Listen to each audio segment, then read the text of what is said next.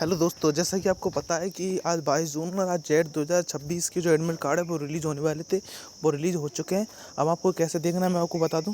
सबसे पहले आपको जेट 2026 की ऑफिशियल वेबसाइट को सर्च करना है और उस पर क्लिक कर देना है। ठीक है। इसके बाद आपको यहाँ पर क्रॉस करके यूज़र नेम और पासवर्ड यहाँ पर लगा देना है।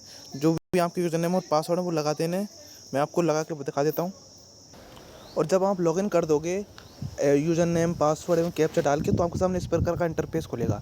इस प्रकार के इंटरफेस में आप देख सकते हैं, आप लिखा है प्रिंट एडमिट कार्ड। देखिए ये लिखा है आप ऊपर पर प्रिंट एडमिट कार्ड।